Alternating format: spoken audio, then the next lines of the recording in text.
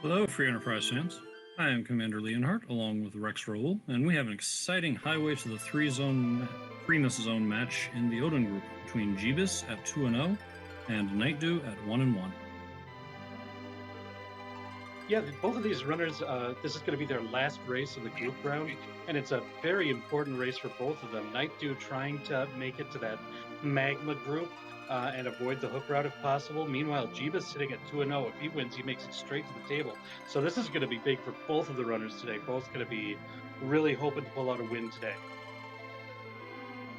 Yeah, they're both terrific runners. Either one of them could take this down.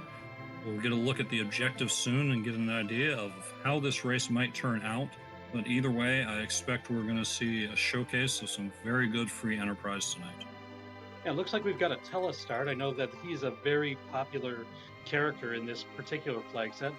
Looks like our three characters are the Vanilla Murasame Altar, Rescue the Mount Hostage on Mount Hobbs, and Complete Cave Magnus. Now, objective number 3 there is going to be probably the easiest one, and they could take that out basically whenever they want to. Since it's open right at the beginning, it's a relatively easy boss. And if they want the character really late in the game, they could do it for that. If they want to do it to pick up an agility anchor, should that be their choice. Otherwise, if it's a character they want, they could do it early, really flexible.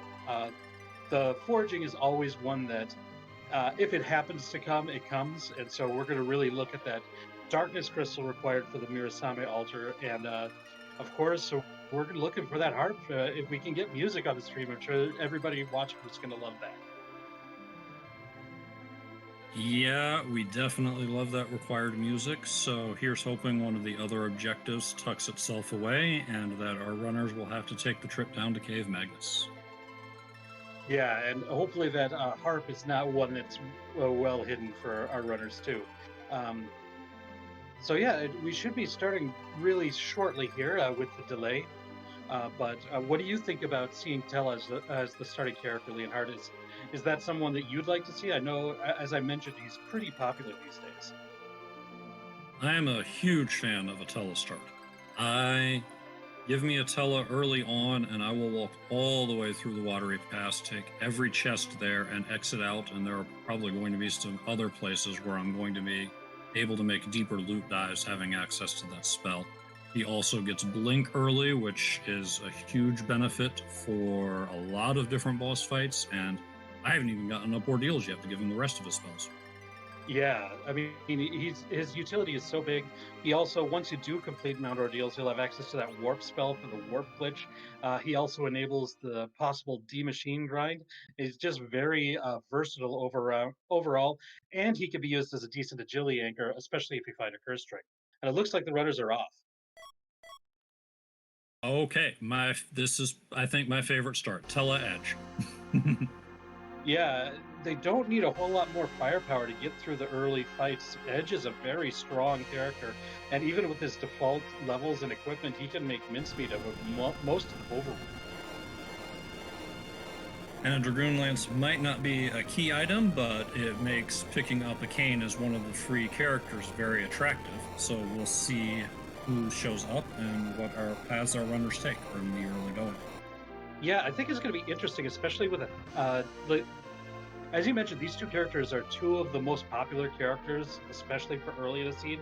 We'll see how much the runners prioritize finding those characters, even with the free characters on, with these two characters being the ones that we have to start, and the Dragoon Spear in hand. It looks like Jeebus is making short work hitting right to that objective number 3 with the hostage, and Nightdew finding the Mist Dragon in the Baron Inn. Along with Sid, who is a pretty solid character early on with his hit point pool and high strength for his hammer. So Nightdew might take a shot at that. We'll see. Having Edge also kind of enables the early Baron in check as well. Looks like Dark Knight Cecil is the character up on Mount Hobbs that Jeebus just picked up, and he's got to fight Nylon in for it.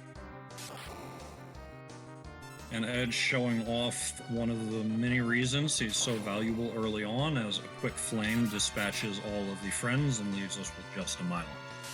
Having access to that AOE attack early in the seed that's effective for wiping out minions like that is very useful. His dart skill is also something that's useful in certain fights as well. Plus, just his speed and strength. He's got that bandana and black belt equipped at the beginning. And it looks like we've got it is the elements fight. No, it's fake. It's fake leg. Fake But leg. actually, given that all we have is an edge with short swords, we might get some actual leg here in a moment. Jeebus, taking advantage of Tella's exit, is going to loot the west side of Hobbs now that he's done with that objective. See if he finds it well. That's pretty good. I can't argue with a Zeus gauntlet. And that's a check that you might not make if you don't have that starting Tella. That the time commitment to walk out there and walk all the way out of Mount Hobbs is a real consideration. But exit makes it a lot faster. Yeah, just part of the benefits of Tella. And that Zeus gauntlet is going to give somebody, at the moment, clearly edge, plus 10 to strength, which is going to give them another swing with their weapons, and is going to make those swings hit even harder. And here you can see just the power of edge early, with Nightdew being able to take out that boss, the elements fight, with relative ease. Protection with the blink from Tella, and the power that's Edge is able to dish out. It was a very safe fight, even though that's often a difficult boss spot for starting parties. Unfortunately, just rewarded with a crystal ring, no key item, but we do have that D-Mist to check and missed still, so this could still be a big thing, depending on how long it takes for Jeebus to make that dive, as he's going a more traditional early route and checking Antlion Cave next. Yeah, and while Crystal Ring might not be a key item, it is still a wonderful piece of gear with a lot of utility. It has great numbers on defense. It blocks Paralyze, which is very useful when dealing with Golbez, and +5 to agility is also nothing to sneeze at when dealing with relative agility manipulations. Yeah, I don't mean to disparage the Crystal Ring. I'm just saying, especially you're looking for the key items mostly. It's a good prize to get for your team. Something like the Magma Key, or especially in this flag set, the Darkness Crystal or the Twin Harp, would be a bit more ideal, but it is a very good item, without a doubt. Yep. We do get a key item from that D-Mist check, but it's a rat tail, which, until we have a hook, is just sitting there starting to count to 10. Much better for Jeebus. Finding the Legend Sword, 1/2 of Forge is underway. Yeah, depending on when that adamant is found, that could be really good, or just a sword taking up inventory spot. It's not a particularly good weapon by any stretch of the imagination, but it will turn into an Excalibur, and we do have a Cecil up on Mount Hobbs that is currently in Jeebus's party, so we might see a Holy Sword swinging Cecil at some point. Yeah, with vanilla agility on, Cecil can be a bit of a liability, but most people will agree that given an Excalibur or a Crystal Sword, he can pull his weight and overcome that handicap. We have a nice Stardust Rod in the Watery Pass found by Nightdew, along with a White Mage in the form of Porum. Porum is a decent find here. Not the... generally, I think most people prefer to have Rosa in the party rather than Porum, but you take what you can get, and with the kind of relaxed flags that we've got here, not necessarily going to get access to every single character. As long as you can find a White Mage, you're going to usually be pretty happy. I agree with you. Rosa's definitely the better White Mage, but I am not at all upset to see Porum. And early on, Porum does have a couple of small advantages over Rosa. She learns Berserk faster. She learns Exit naturally without having to go through Zot. But in the long run, Rosa's the clear standard. We see another Tella up in Damsian Castle as Jeebus raises the hovercraft here. A second Tella, there's not usually as much. I consider multiple Tellas to be a bit of diminishing returns. One Tella is fantastic. there are certain fights where if you want to get a bunch of blinks up really fast, having multiple Tellas can be useful, but in general, I think one is what you're usually looking for. I completely agree. Usually I'm looking for a second white mage, such as this Porum here, to handle the second blink duties. Tella's a great support character, but that also means that you want the other characters around him to be strong so that they're benefiting from his support. And his stats are so low that if you're relying on him for either damage or healing, you're better off with either Rydia or Palom for the black magic, or Rosa or Porum for the white magic, because their stats are just so much better that the healing and damage that they can do is just so much better. But when it comes to utility like Berserk, Link, or anything like that, Tella can do that just as good as anybody else. Definitely.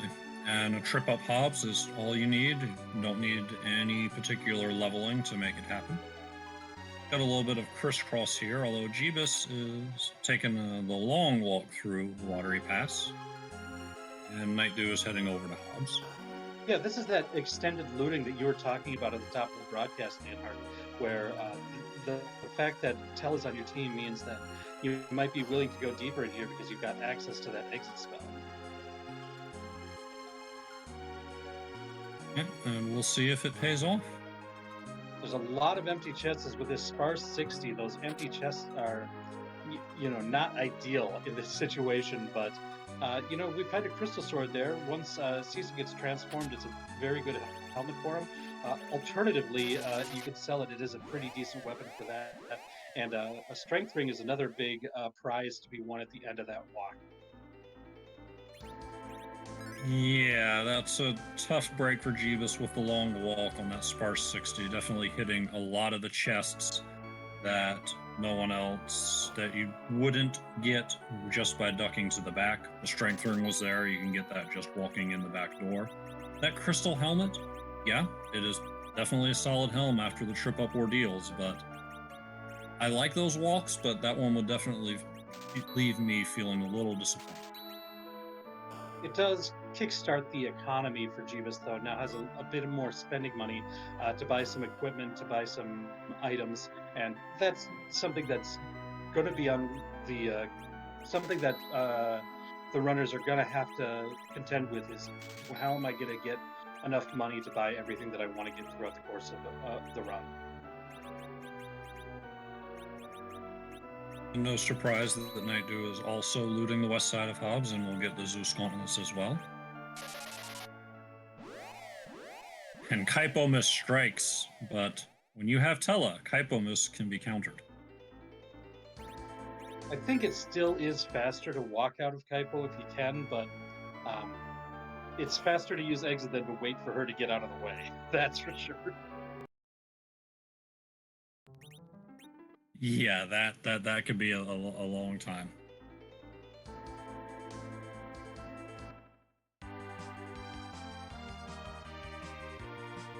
It looks like Nightdew now following in Jeebus' footsteps after going through Hobbs, going to Antlion Cave, which we had seen Jeebus do a bit earlier, and Jeebus might be walking in Nightdew's steps now as he's heading over to Baron. It might be ready to try that Baron in boss. I don't think he's peeked yet, doesn't know that the Mist Dragon is there. No, you're right. He has not even gone in the inn, but with this party, he's going to charge straight through those bosses and get the D-Mist, and then undoubtedly go straight over and get the Rat Tail.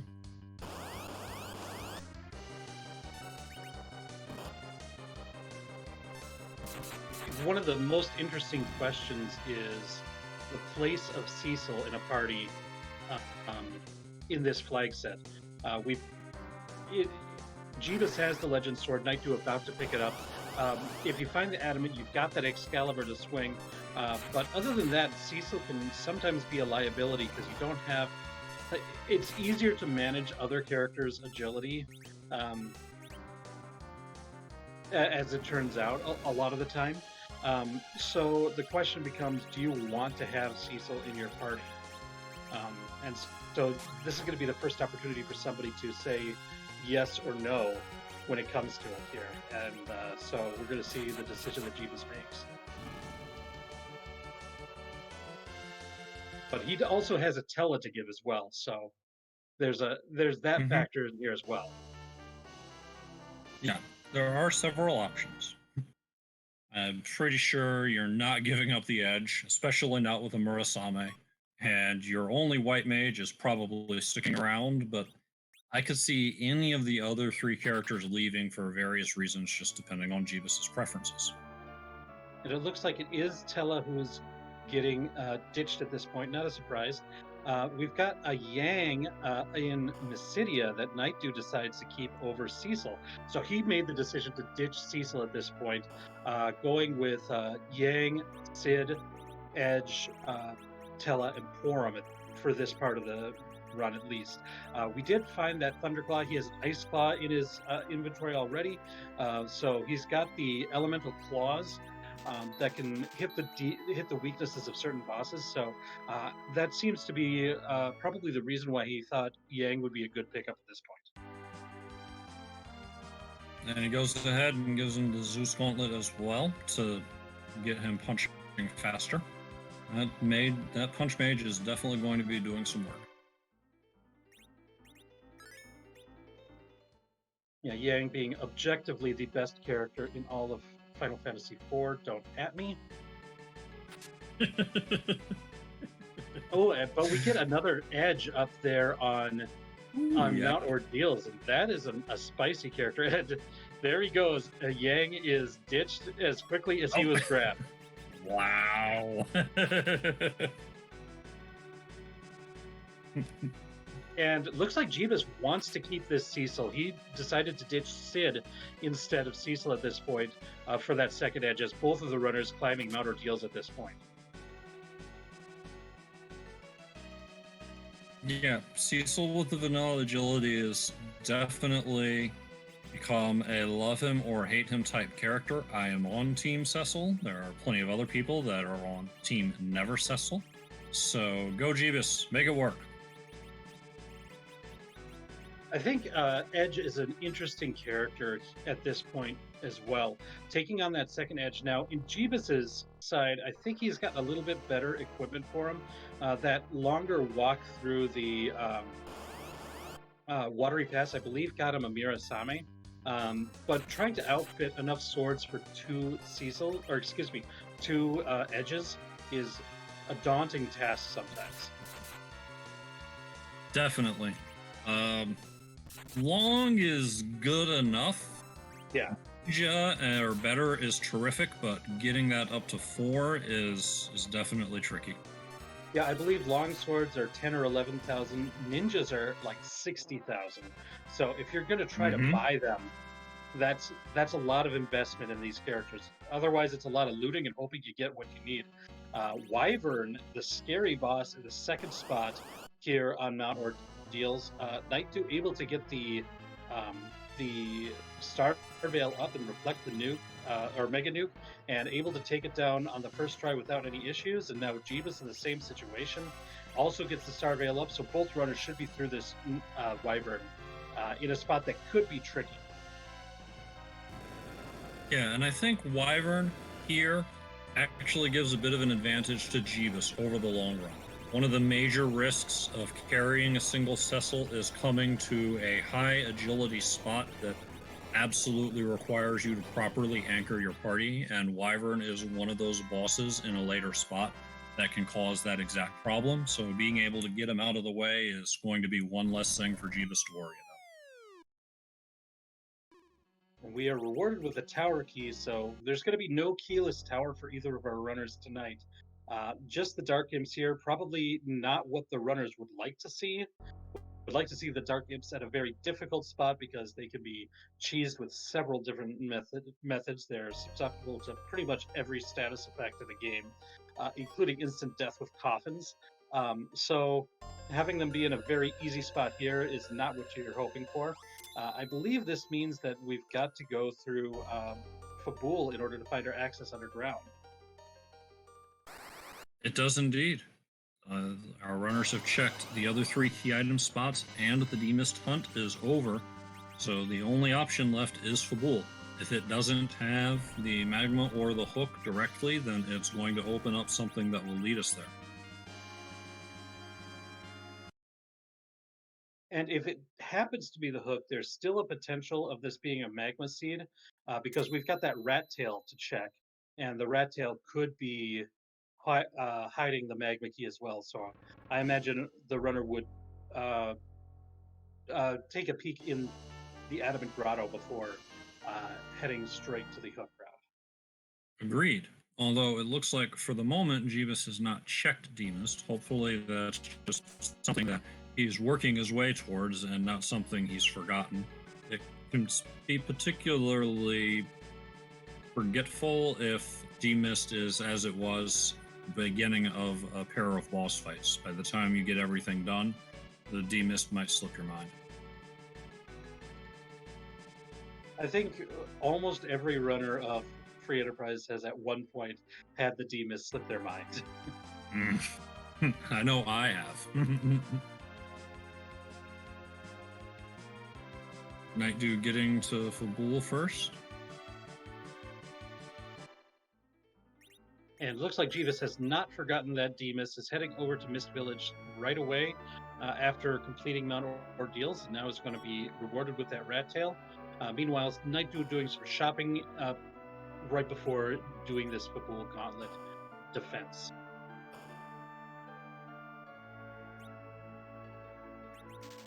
Jeebus also taking care of some shopping in Mist while taking care of the Demist check. Picks up a Drain Sword. Drain Sword takes 5 off of all of its wielder stats, most notably, for this case, Agility.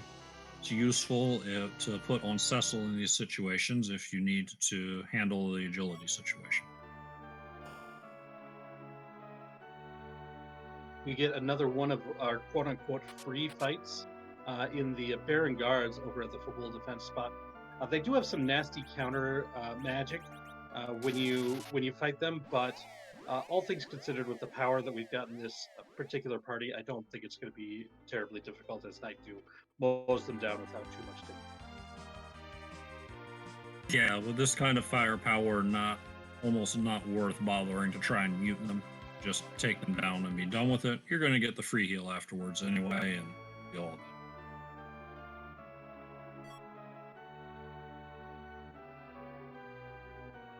We get the Baron keys, so we do have a fetch quest, Rabbit Hole, in order to get the underground access. We still do not know if it's a hook route or a magma route at this point.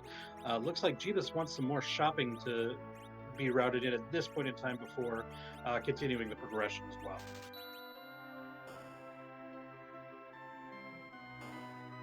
Ninja Debugger asking in chat if it's possible for Underground to be locked behind Odin's throne. Sort of.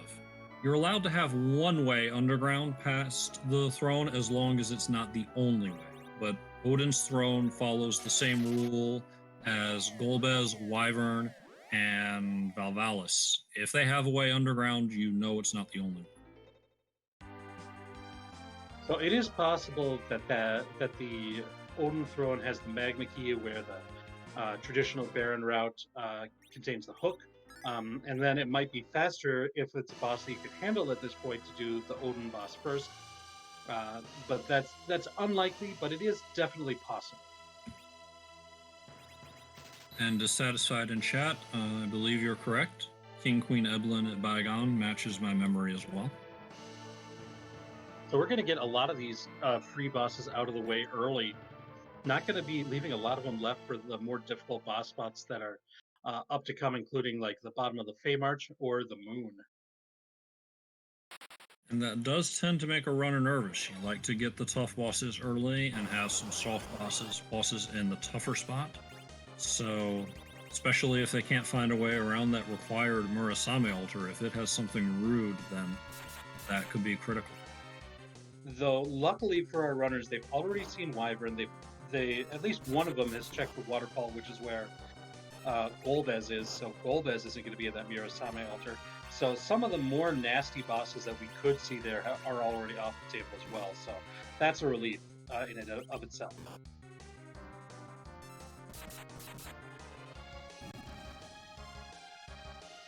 Nightdew is charging through the barren waterway, and in a moment we'll be dealing with King Queen Eblin, and we'll see whether he opts to go straight across to the basement or charge up and take out the throne.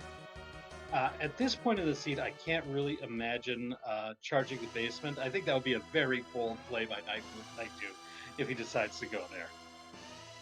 Yeah, and especially without even taking a safety safe in the waterfall.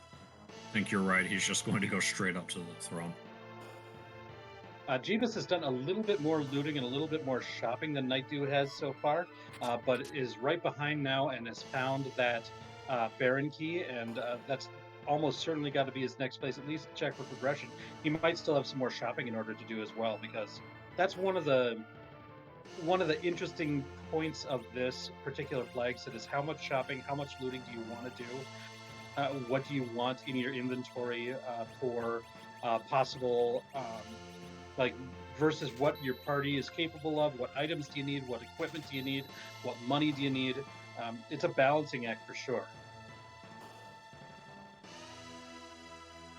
Nightdew getting a hold of the curse ring in the 3 chests off to the side of the bygone fight. That's always a lovely find. Longsword either. Yeah, longsword is huge. Yeah, and it looks like he is going. This might just be a looting run. We'll see if he goes. He's not proceeding down to the Odin throne. I think that was a power robe as well. So it was finding some good stuff here, where the watery pass seemed to be kind of weak, all things considered. This barren loot route that Nightdew has run in has been very strong.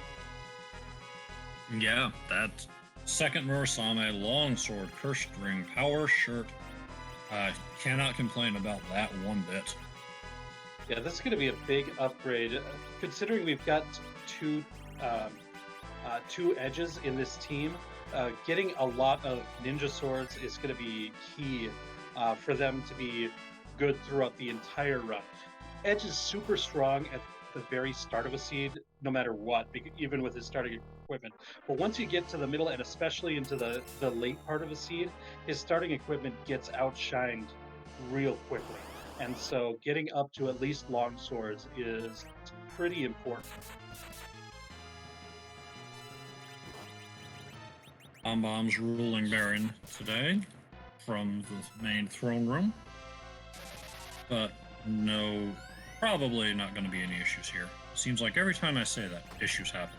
But I don't think this is the time. Mom Bomb is an annoying fight because it gets extra HP before it goes and transforms into the 6 bombs, the bombs of gray bombs. But at least this is one where Nightdew can at least know that, if this guards the underground access, he knows that Jeebus is going to have to fight this annoying high HP spot for this location as well. And with combination of Berserk and the 2 edges after that extra looting and the strong equipment makes short work of it. We don't even see the explode, and we get yet another tell.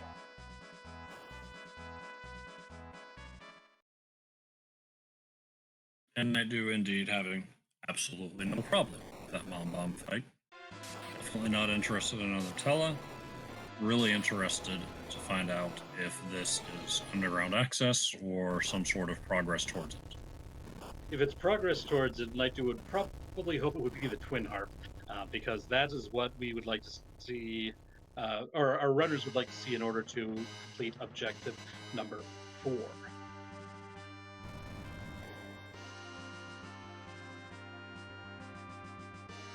Ninja Debugger calling for Earth Crystal, would like to play right to that treasury.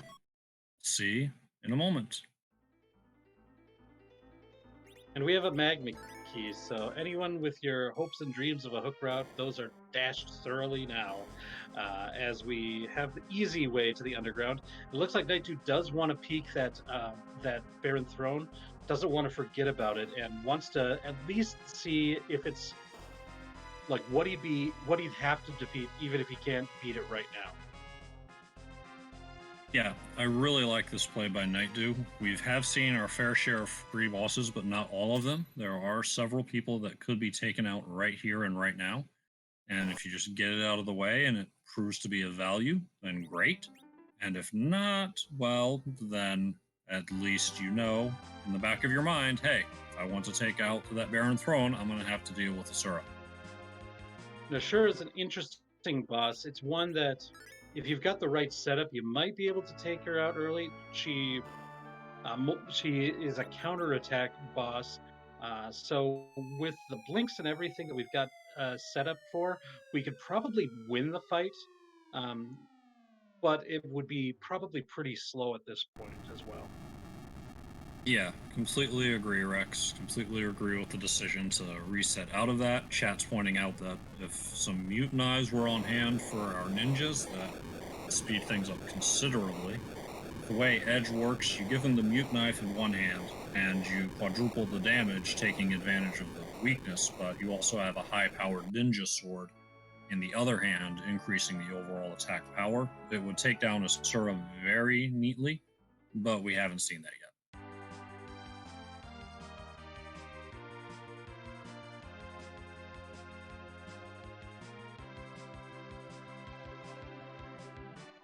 It looks like the decision that Jeebus has made so far is to leave a base level Cecil at knocked out and on his face through these fights.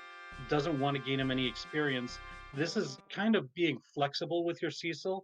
If you end up finding that crystal sword or are able to forge that Excalibur, you can then revive him, slingshot him, get a bunch of levels on him real quick with the catch-up mechanic in free enterprise as far as experience goes, and have him ready to go. And if not, you still base level, so agility anchoring shouldn't be a problem with it either. So this is kind of a heads-up play. Either way, Jeebus is ready with that Cecil. Yeah, it's a horrific way to handle it. Not having any kind of serious weapon for him to swing, there's not too much value in leveling him up until, as you say, it's time to get ready, and then at that point, the slingshot will let him catch up quickly. Nightdew deciding to go right into the dwarf castle now that he's underground. Finds Octomam in the first spot and wants to go ahead and take him out. This is one, again, where we've got that extra power from these edges, and especially after the looting, that taking on a boss like this, which might be difficult when you first get underground. Octomam is not the most easy boss in that situation by any stretch of the imagination, but Nightdew able to take him out. We're going to get a character check and a second boss here.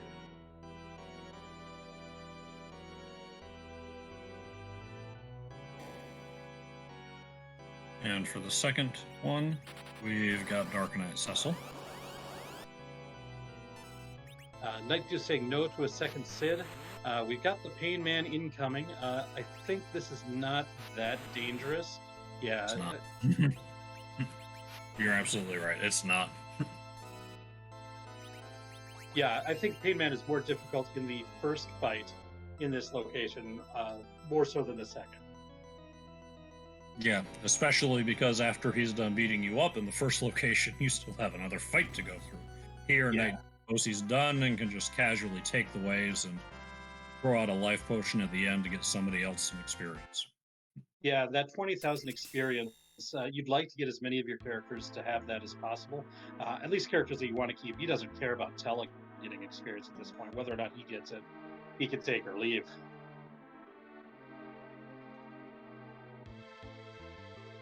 Looks like Jeebus is going to take on that Ashura. We had mentioned before that it's probably not going to be one that he's going to have any difficulty defeating. It's just going to be a bit slow.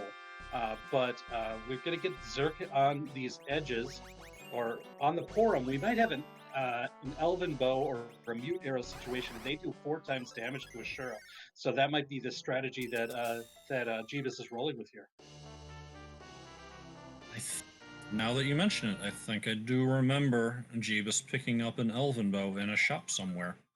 And that's a huge find by Nightdew, getting that Darkness Crystal, which is required in order if you want to complete objective number 2. And we'll see what Dwarven fashion is today. Luca's necklace is the vanilla Luca key. That that Ashura proved to be just a little bit too much for Jeebus to handle. The strategy of using one of the white mages as the damage dealer might have bit him there because he doesn't have access to two casters of Blink. And if you're going to be berserking somebody against Ashura, you're going to be taking a lot of counterattacks, and it's a pretty strong counterattack at that point. If you can't keep up with the Blinks, it's going to end up costing you in the end.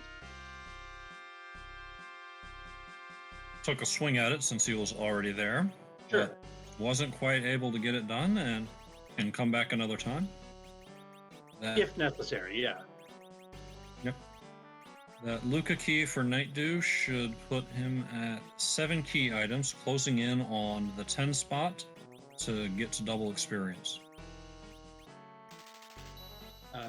And he's going ahead and selling a bunch of the loot that he found, as Bacchus wines are for sale in Dwarf Castle. A very nice item to have when you've got a bunch of characters who like to be berserked. He also gets a hold of a ninja shirt and quickly slaps that on one of his ninjas. And there's a lot of really good things to buy that are in these what we often refer to as gated shops in the underground. And also the Moon is another place where those gated shops are. The Baron weapon and armor shop are gated. And there's just a a better pool of equipment and items that you can get. Like, for example, those Bacchus wines that he found, you're not going to find in the overworld in ungated shops. So we're seeing some extra looting. He went under, checked some of the pots in Dwarf Castle. He didn't loot everything there, but he got a samurai helmet, which is a little bit more money to sell. And he's going to be checking. He just checked Tomra. No, there were cabins there, but nothing super great. He's definitely going to be on the lookout, I think, is mostly for elixirs at this point. Excuse me, not elixirs, sirens at this point in time. Yeah, the gated item shop sirens are the big item that runners are usually looking for. The Bacchus wines that we saw are another thing that they're not going to find until there. Coffins and hourglass 2s come to mind as another thing that I'm looking for when I finally get access to those shops. Now, in this case, we do have the access to the darkness crystal at this point, or at least Nightdew does, and he does have Tella. So if we want to grind, we don't need sirens because we do have access to the D machine grind, which is the same grind that the vanilla speed run of Final Fantasy IV uses. It's a bit different for free enterprise because you get to have Tella for the grind instead of Fusia, but it's a way to bypass the need of sirens to do a grind and get all the experience you need in one fight. However, it might be preferred, depending on the party, to do the sirens if they're available to you, and it might depend on when the 10th key item is found as well. Nightdew is finding Odin at the top of tower, which is not a scary spot to find Odin at all. Odin's Zantetsuken attack is based off of magic attack, and the magic attack in this spot is one of the lowest. Looks like Jeebus is taking trapped chests in the tower as well. Is rewarded with a Avenger sword.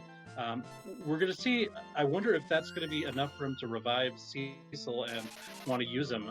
I'm not sure at this point. He's definitely not stealing anything from these alerts. You are able to steal sirens if you'd like, but is instead just knocking him out using that Thunderclaw to one-shot the alerts. Finds a defense sword in the second. We've got some great gear for Kane in this seed, but no Dragoons to be found. Defense sword, no slouch for Cecil Leather. It might not be the holy sword, but it's still a quality sword for him. It might be enough for Jeebus to pick him up and start working with him. The issue with the Avenger sword, if that's your only option for Cecil, is there are some fights when you really don't want him coming in berserk. Defense sword would at least give him that flexibility. We get the Sand Ruby as the reward for defeating Odin up at the top of the tower. I can't recall. Leonhardt, do you remember if we've seen a character check in Kaipo? I don't believe we have. So while these parties both look pretty good, could well be worth a check. Jeebus in particular might want second Cecil to help with agility issues and allow him to just level 1 without any concern. Sure. But in any case, that is another key item for Nightdew. He is on the precipice of that 10 key item, and he still has some free checks in the underground that he hasn't done yet. The Feymarch chest is a free key item possibility, and he could go through the Sheila 1 check via the Sylph Cave as well. And neither of those require defeating a boss, so him getting to the 10 key items real soon is a real possibility. I think he's at 1, 2, 6, 7, 8. If 2 out of the 3 of these yield key items with this tower key check, he'll be at 10 key items right now. And if he wants to D-Machine grind, he's ready right then.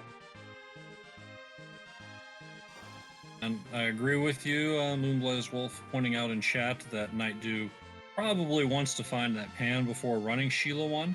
He's already had to dip into Fabula once, but would probably appreciate not having to walk down Sylph Cave more than once. It's one of those things, if he's at 9 key items and he's got that left to do, it might be worth it to check it, even though you might have to walk there again later, because that 10th key item is so important in just setting up the grind for the rest of the fight, or the rest of the seed. Yeah, that's definitely true. And also, in general, with these objectives often putting you very close to only needing 1 key item to hit go mode, leaving a freebie on the table like Sheila 1, even if it does take time, can be a bit scary. And it is the pink tail from the tower key check, so I don't know if it's going to be a very big priority to go back to the Adamant Grotto for turning in that red or that pink tail, since we don't have adamant armors in this particular flag set. However, it does count as a key item, so that is number 9 for Nightdew. Yeah, if Nightdew finds the hook without finding go mode, then being able to turn the rat tail in for the key item check might be enough to incentivize going over there, where the pink tail is just kind of a nice bonus. He does find the earth crystal in the free Feymarch chest. That's key item number 10. It also opens up that big vault in Troya Castle. So if he still wants gear or goods of any sort, wants money. A particular note, there was also no sirens for sale in the shop in the Feymarch. So still sirenless, but 10 key items. If we've got a way, like a couple of ethers or something, we could do a D-Machine grind as soon as now and be ready for the rest of the seed. And Feymarch proving to be interesting. There's a Bahamut in the Leviathan spot, which is not as free as you might expect a Bahamut to be, and a blue robe that could either be delectable tea or deadly poison. And in a moment, we'll probably find out which it is. Looks like Nightdew willing to, or wants to at least peek and see if this is the Water Hag. We will see what we've got here, and it is the Alt Gauntlet. We got the poison. We had the pause to think, like, do I want to try to do this? And then the reset saying, no, I absolutely do not want to do this. Get a bunch of conjurers there.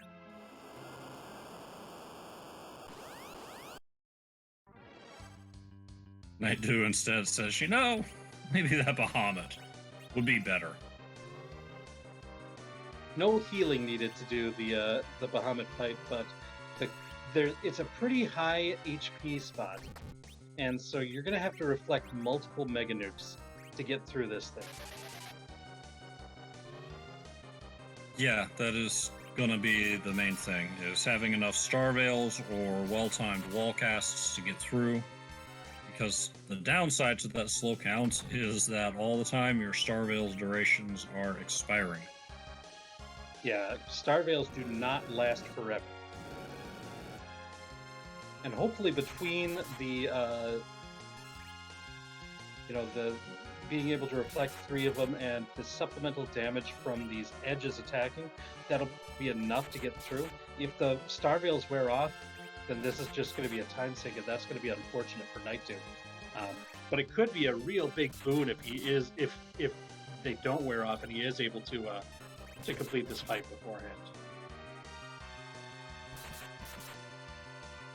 Meanwhile, Jeebus is still following in Nightdew's footsteps, has doubled back to Dwarf Castle that Nightdew is already taken care of. He's going to be very happy to get that Darkness Crystal, and not so happy to get that Luca. Yeah, the Luca Key, not exactly the prize in a seed where there's no where the warp glitch is on end. One of the 3 Star Veils lasted, and that is enough for Nightdew to take out Bahamut. And we get the Adamant. That's huge. Ooh, Excalibur. It's here.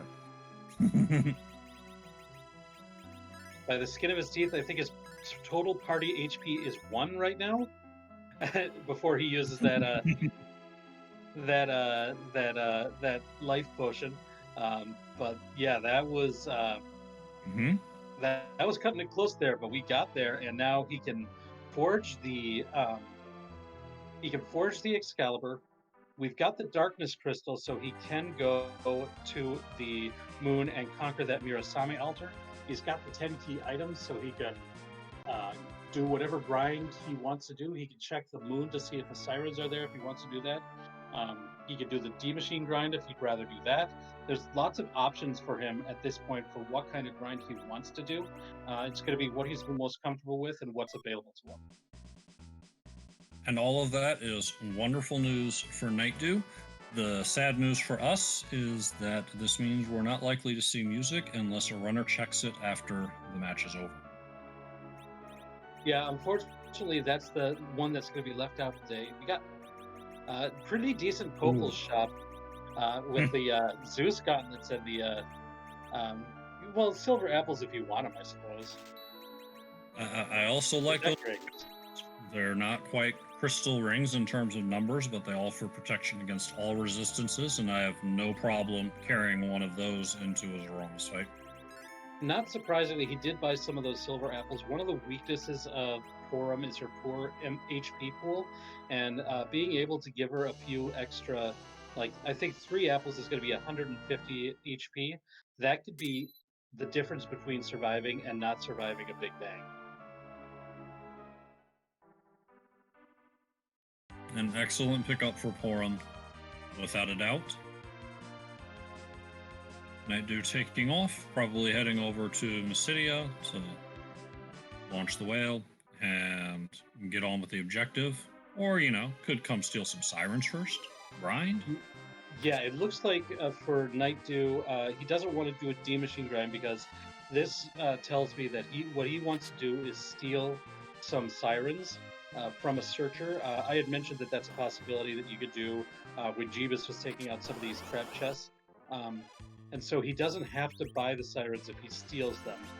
And then he can grind however he wants to after that. Kind of convenient for him that Bahamut left him with just 1 ninja standing. All he has to do is revive the other ninja, and he can steal the sirens much more efficiently.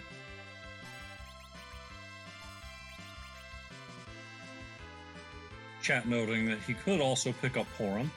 Porum has an ability called Cry, which, thanks to some detailed look at the code of the game, we've discovered only has one purpose. It makes Edge's steal more effective. His stealing seems to be pretty effective here already, though it doesn't really need that extra. And unfortunately not able to one-shot the alerts. I think he ended up selling the Thunderclaw that Jeebus was using to one-shot them. Gets a Stone Man to show up, but Edge is strong enough to take out the Stone Man. So we got a handful of sirens, not a ton of them, but you don't need a lot of them depending on where you're using them. And the number that he stole made me think that Nightdew knows exactly where he wants to grind it. It might be those warlocks, it might be the gold dragons. Both of them are very good options to get a lot of experience without a lot of sirens being used. Well, we will find out shortly. And no, Nightdew is wandering over to the egg strip.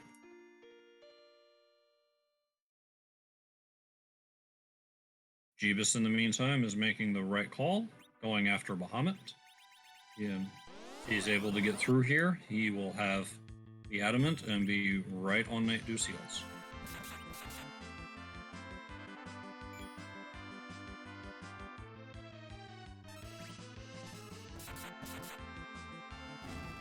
It looks like it was a total of 10 sirens that are in his inventory.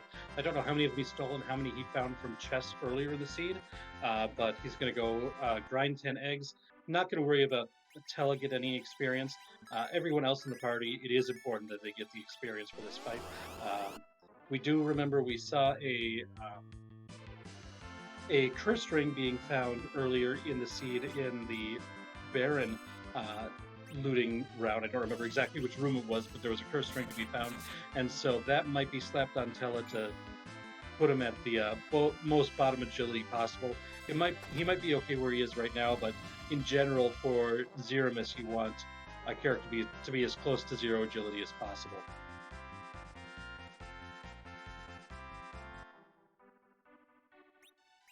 Yeah, it's not so much for Threemus himself. If you've got a character anywhere below 28, Threemus is going to be fast as can be. What you want is for everybody else to be as fast as Threemus, and the lower the agility of your anchor, the more likely it is that your other characters can hit the ceiling and operate at maximum speed.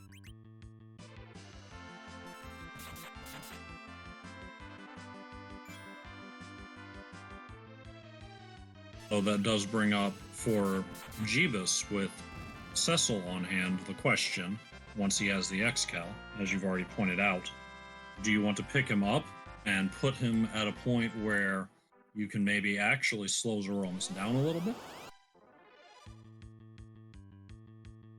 It is going to be a question, as Jeebus does get that adamant from the Bahamut fight, is now just a little bit behind you in getting everything set, but has a different party composition, and it's going to be interesting to see. Now, he did knock out a couple of those alerts, so he'd have to hike up a bit further in the tower to find one if he wants to steal sirens for the grind. We'll see if that's what he decides to do, if he decides to see if they're for sale on the moon, if he decides to do a different grind altogether. And whether or not he wants to keep the Cecil knocked out, or if he wants to actually use it now that he's got access to an Excalibur.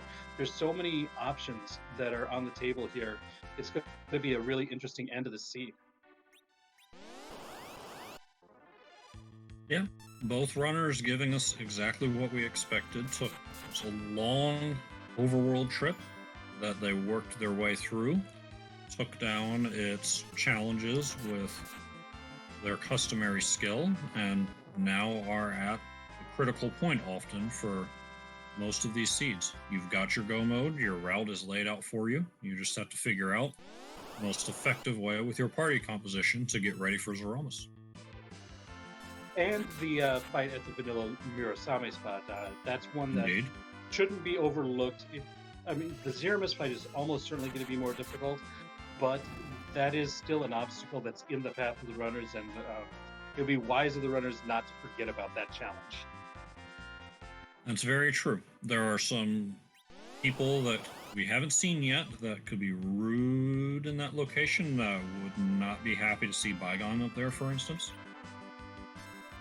Yeah, most of the lunar spots, Bygone is a pain to deal with, so that would be a bit scary, especially since you don't have access to somebody with, for example, Quake, which is a good way to deal with his arms. Don't think we've seen the rude turtle Kainazo. I think with some grinding though, even at Murasame Altar, there's a lot of hit points at that spot, but you just make sure to get the first wave down and get his hit points down in a hurry, he becomes a lot more manageable. I agree that boss is probably not going to be as scary. I think Bygone is a scarier boss at that spot for this team with a grind beforehand. it's scarier if you're not grinding up beforehand. It looks like Nightdew is done with the eggs and is going to be heading up. Meanwhile, Jeebus decides, I want to take a look at this treasury. And what do we see in here? Protect ring, rune ring, Runes, moonveil. spare coffin, power shirt. Not bad. I like a power shirt. I see lots of things for ninjas to throw. Yeah, but not a lot for ninjas to equip outside that power shirt and the protect ring. Um, Seeing some ratings in there, I'd go probably about a 5 out of 10. That moonveil might be huge depending on which boss is in the Mirasame spot. Yeah. Go with the 3 for now with a provisional, depending on who's in Murasame. If Moonveil cheeses it, I think we could put that all the way to 7 or 8.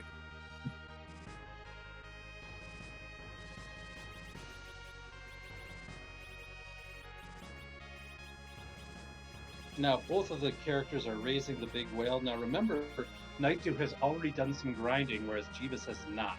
So that's going to be the big difference in our two runners right now. Other than that, they're and the slight different party compositions. Nightdew has a Sid, Jeebus has a Cecil. So we've got some interesting decisions for Jeebus to be made up, whereas Nightdew is probably going to be heading straight to that Mirasame spot. Might take a peek at the shops first if there's anything that he wants. I don't know. I know we saw silk webs for sale, and that's an item that people really like to have for the Threemus fight. I'm not sure if we've found Cure 3s yet, so that would be probably about the only thing that I would think you'd want to buy at the shop at this point. But it looks like he is sitting down right next to the Lunar Palace.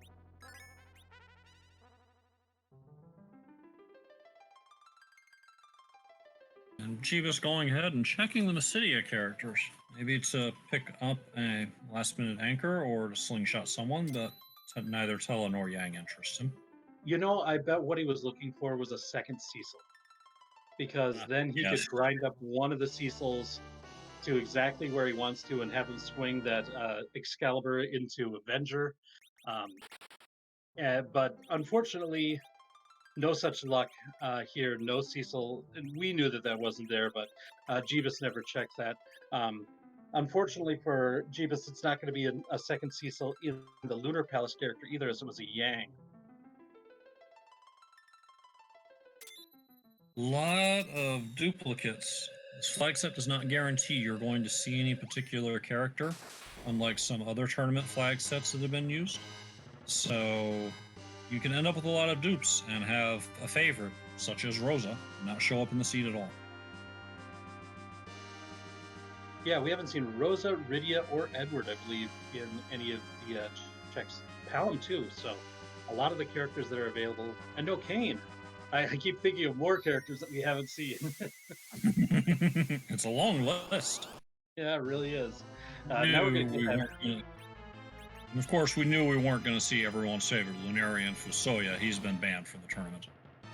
And we get some leg here in the final required boss to complete objective number 2. And remember, we just need 3 out of the 4 objectives, so that Cave Magnus one is not going to be completed by either of our runners.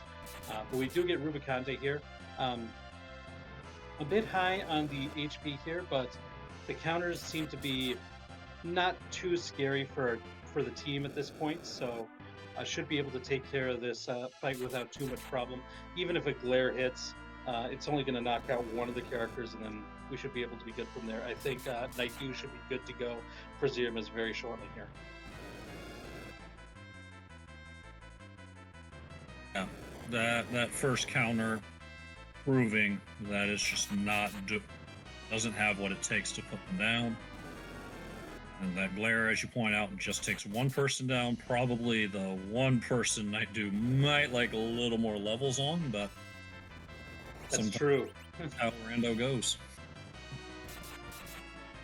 And Jeebus finally ditches that Cecil for a base level Yang. Because right now he's got to grind, and he knows that he wants Tella to be the anchor. We didn't find a second Cecil. I think that would have been his other choice for an anchor. So decides to take the Yang here, put that curse ring on Tella, put him in the middle position to anchor the party. And now, whatever he uses to grind, he's going to get a slingshot and even more experience on Yang in the fight. Looks like he's going to at least go down near the Murasame spot. Right along the path, you are able to have a point where you can use the Siren to summon the double gold dragon fight. At the 10 key items, that's going to be worth, if you can get the light switch off, 180,000 experience. But it looks like he's going to go and he's going to see Rubicante. That's going to be a little bit more difficult for him.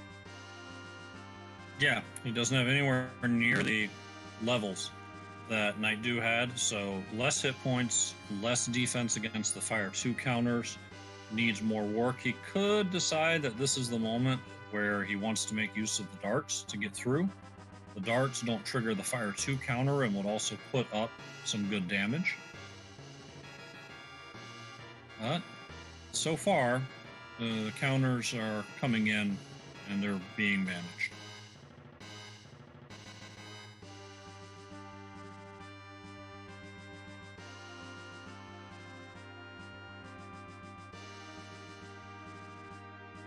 Nightdew has the crystal in hand, has characters above level 50, wandering down to the core of the lunar subterrane. And apparently, according to these flags I'm seeing showing up in chat, means that it is time for a question. Rex Rule, would you like to do the honors? Whose butt are we going to kick this early evening? That is indeed the question. We do not mess around with Threemus in this randomizer. He is what he is. We don't shuffle him. We don't mess with his script. But the one thing we do for fun is that when the crystal is used to transform Threemus and make him actually defeatable, there are over 460 sprites that have been added to the game by our wonderful Scala Kitty, and one of those is randomly selected for the Threemus fight. Do you have a favorite? Probably, but I don't remember which one it was because I've seen so many. There are a lot of good ones, a lot of fan favorites. Temp Job Dwarf comes to mind. Potatomus is my personal. Earlier in this in the Threemus zone, I saw a Apollo from Final Fantasy Legend 2. That might be my favorite. It's a goodie. But people are talking about Temp Jobless. I haven't seen Temp Jobless, so I can't. Oh, you haven't? Yeah. Well, hopefully we'll see it here.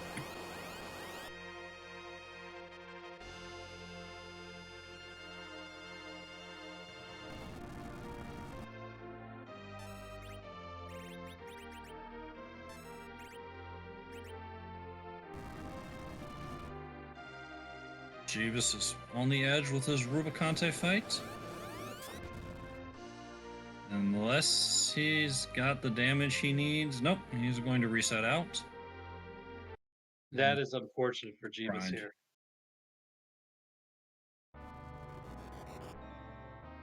He's probably going to grind and come back for it.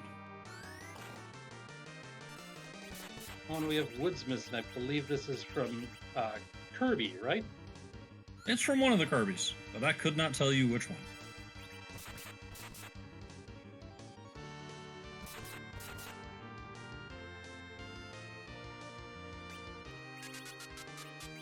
Now, unfortunately for Jeebus, all of that whole fight happened before everything was set up for his anchor, so he's got to go through and re-equip everything the way that it was beforehand.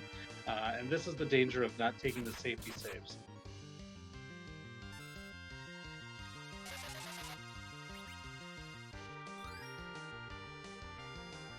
Yeah, you end up having to redo some things if fights don't go your way. It takes a little bit of time, but it can save you significantly more time. Meanwhile, Nightdew, in the midst of this Threemus fight, used that Silk Web to both make Threemus a bit slower and to nerf the first Big Bang. It's going to do a lot less damage than it normally would. Still will probably be enough to take out Tella, however.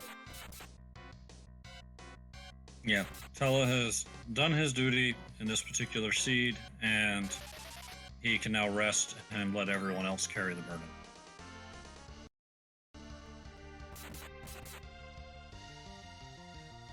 And this time, Jeebus taking that grind fight of double King Ryu's here.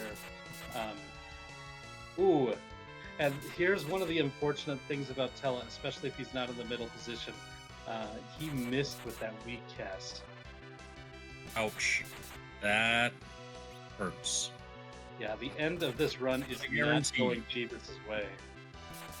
Weak is not a guarantee. Whatever character is in the middle slot gets a accuracy boost of 25%. That applies to their melee attacks and to the chances of their spells hitting. So having Tella there makes the weak much more reliable. But as you noted, when he's not in that anchor position, it becomes a chancier proposition.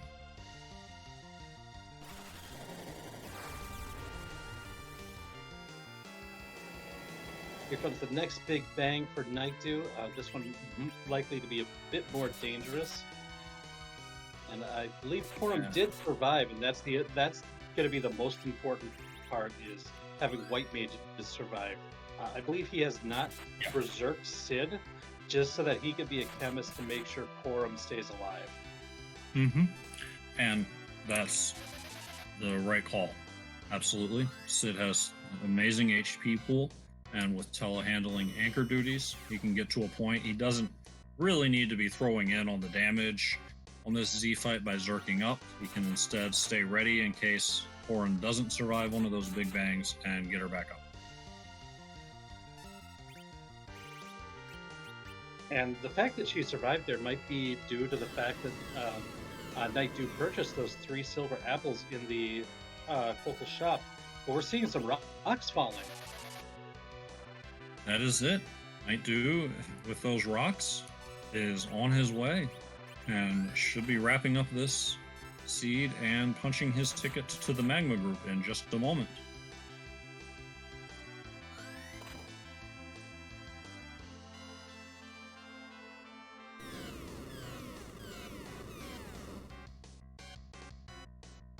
And even with another Meteor here, I think we're probably good.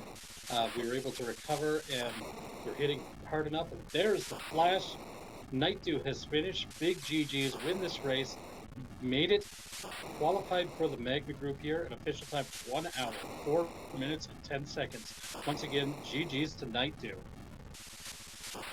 Yeah, congratulations on getting through the seed and taking it down in very efficient time. This wasn't necessarily a jetty seed by most standards, and 104.10 is a terrific shot.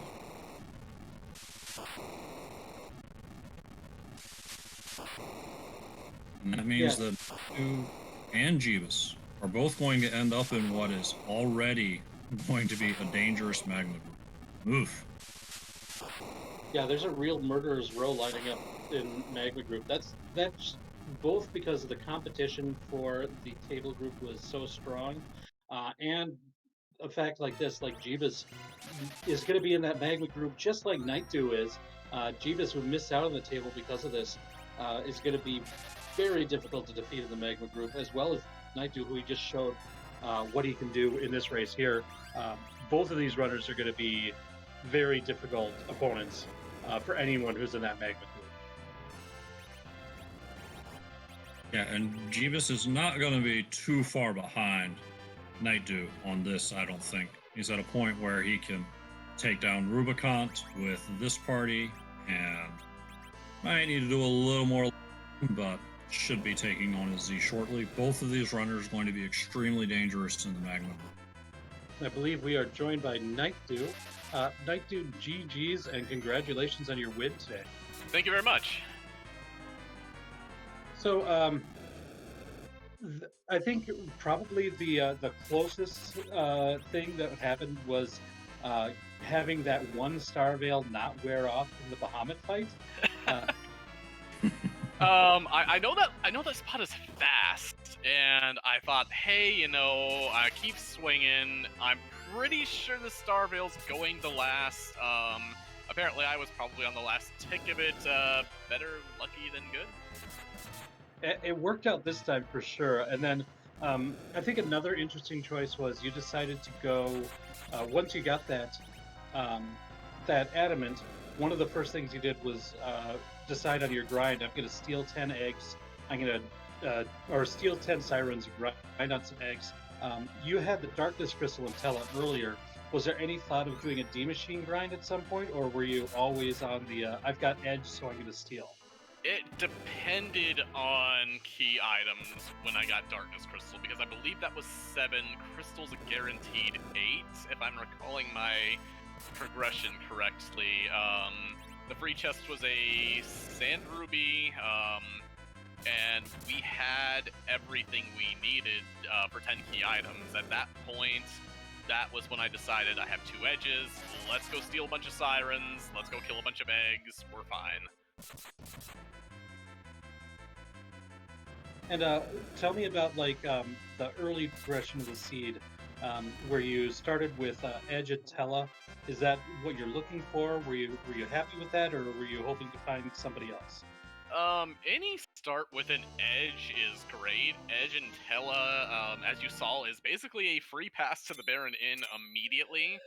I mean, between Blink and everything, you can take care of about 95% of things that will go into that fight, and what we saw was definitely no exception. I was really kind of hoping the Ice Claw might just kill the Rubicon out of the elements, but it really didn't matter. Nobody was going to actually kill my ninja, so we were fine. And go ahead, Leonard. Sure. It was a long overworld trip that thankfully could have been a lot ruder, except that it ended in a magma. Was there any point wandering through the overworld that you started to feel a little bit behind and pressured by how long it was taking, or did it look more like it was something that was just going to have to be dealt with regardless? Not especially. I mean, again, the immediate Baron Inn, nothing really came of it. I'm thinking, okay, we have some equipment, we have a Dragoon Spear, we have a Rat Tail. I'm thinking, okay, that's almost like it's signaling the hook. So then we just kind of do the normal, let's pick up the Hobbs objective, let's grab this. And then when you go to Ordeals and you see Wyvern in the back attack slot, well, it's not going to be there. And I hear fading Fabul Castle, fading the normal Gauntlet fight is the new inn these days. So no matter what came up there, hook or magma, I felt pretty good about it. You took a moment there to mention equipment. I think it's also worth mentioning you decided to loot out Baron Castle once you defeated the King Queen Evelyn in the Vigan location, and you were rewarded pretty good there with really good stuff for your couple of edges. Is that a place that you like to loot, or like what's your thoughts when you've got 2 edges and the looting that you need to do in order to outfit them? 2 edges was kind of the thing there. I have 2 very equipment-hungry people, and I have a few good things, and Baron Castle is one of those places where T-Pro can and will reward you. And yeah, between the Power Robe, the second Same, and yeah, that was pretty much everything I needed. I didn't really need to hit any more boxes after Baron Castle. And so with this victory, you've qualified for the Magma Group. What are your thoughts on what's happened so far in the group and the tournament, and what's coming up in the next round as well? I mean, we all knew it was going to be. It was always going to be a fight going in, and I could say I'm one bad moon check away from going to tables, but I mean, Harumph earned that win. But yeah, I mean, I'm definitely happy. Jeebus was a frightening opponent, to be sure, and to come out with a clean win like this is good for the.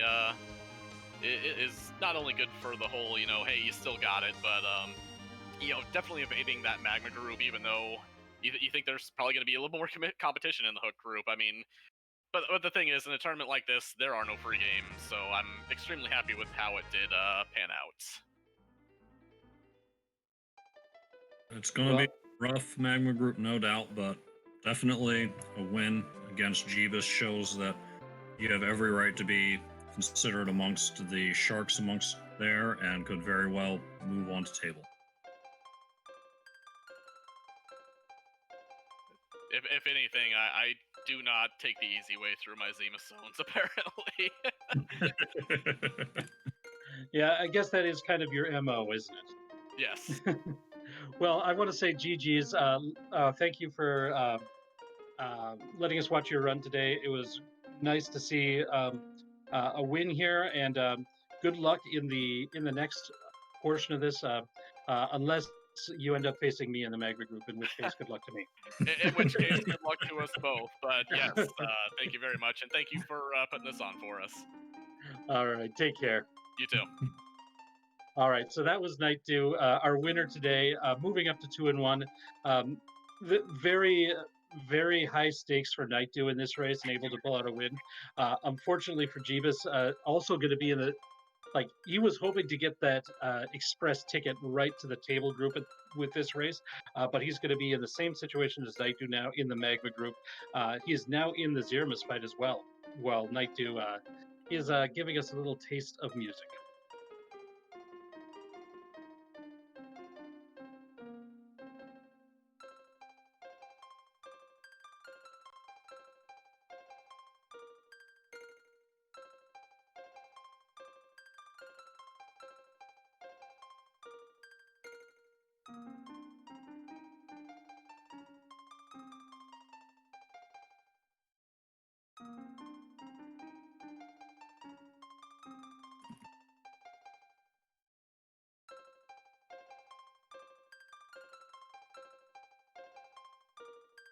It's also interesting here.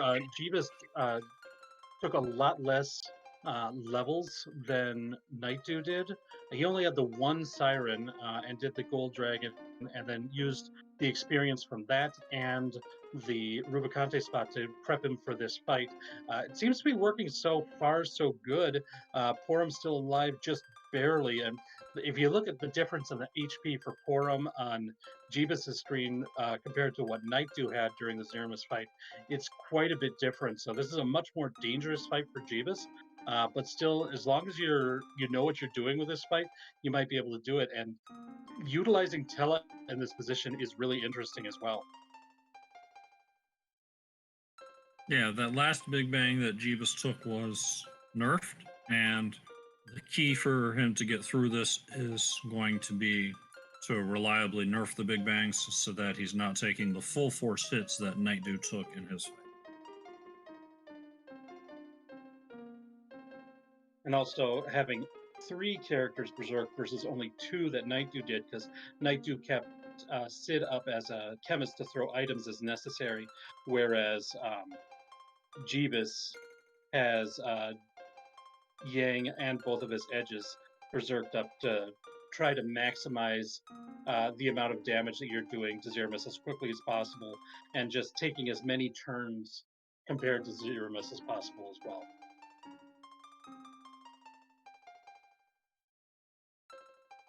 Yep. Tela taking care of healing Porum since she has a wall up. And the other benefit of those Zerkers is that their actions go into the attack queue immediately, and that gives you a much more comfortable window for firing the crystal and taking care of nerfing the Big Bang.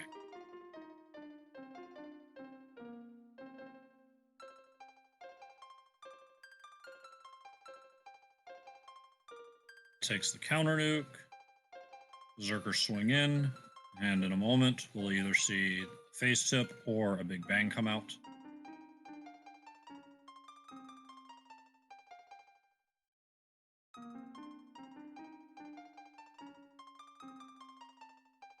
That's a successful nerf.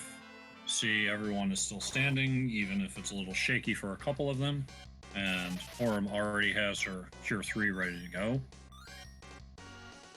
And that's kind of another indication of how low level we're doing this Threemus fight as well.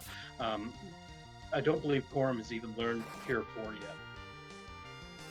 No, she hasn't. It takes her much more levels to learn it than it does Rosa.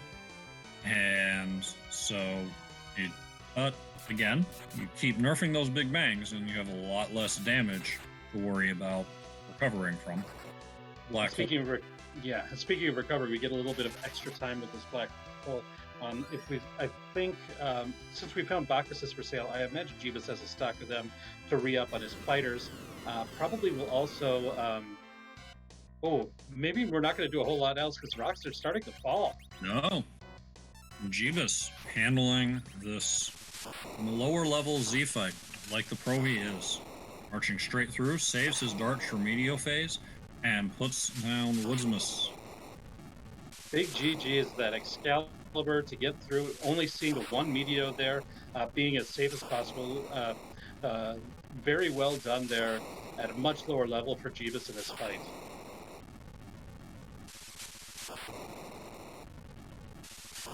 And I believe we are now joined by Jeebus.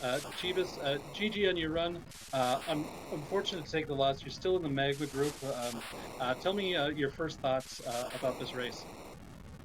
I was coming into this race pretty nervous because Nightdew is a very strong competitor, to say the least. So I didn't know what was going to come out. I looked at the objectives. You got one free objective, one moon objective, one key item, and it's kind of a scary set because it could go really fast or it could go really slowly. Yeah, this ended up being a bit faster than we kind of anticipated at the beginning. But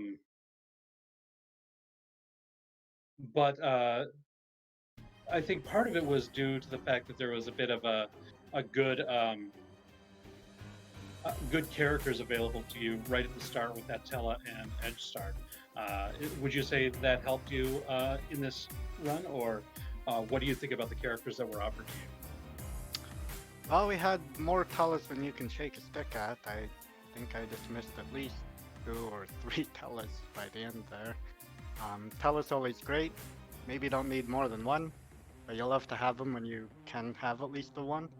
And having 2 edges is definitely a boon. He can do so much damage with even just store-bought equipment. I think one of my edges was kitted out with just long swords, and he was doing very respectable damage at the end.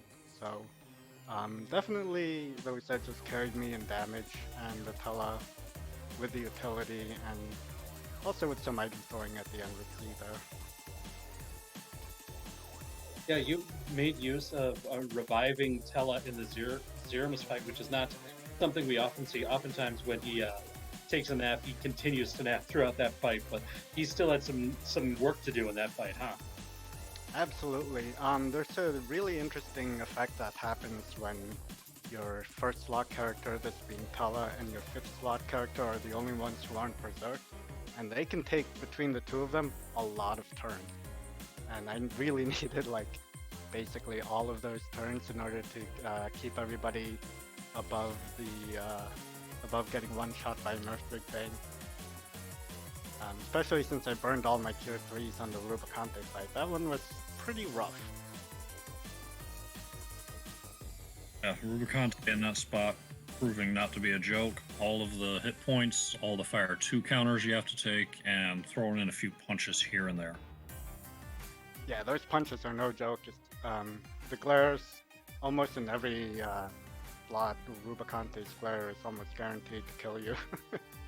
So you're really fighting a uphill battle with a Rubicante in that slot. So you've completed the group rounds, got to 2-1, so you've qualified for the Magma group. Tell me what you thought about your experience so far and what you're hoping for the next stage of this event.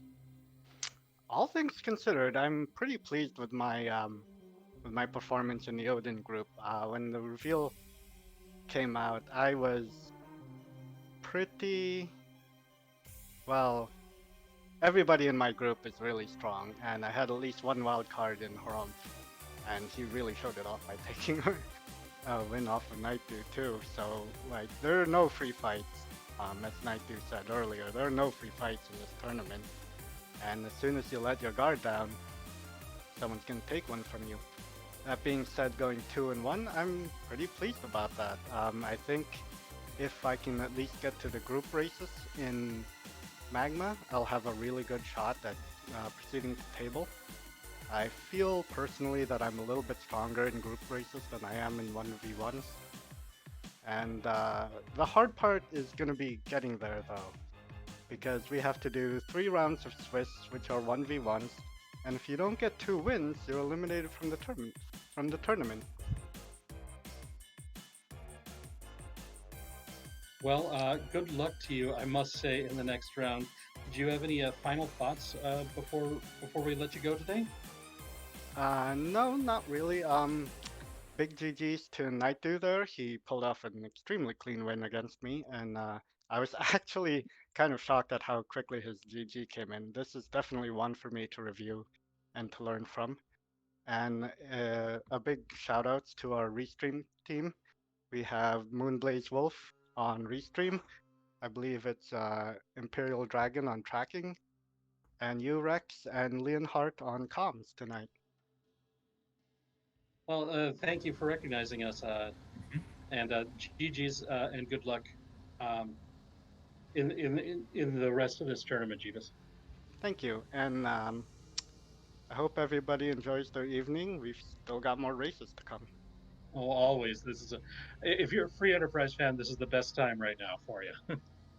I know I'm looking forward to them. Well done, Jeebus. Good luck in the Magma Group. Thank you.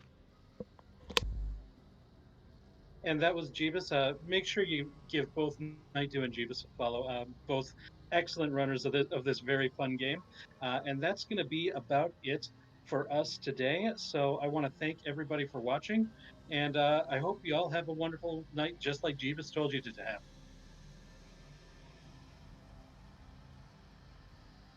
Yeah. Hope to see you all at some of the later races. And either way, take care of yourselves.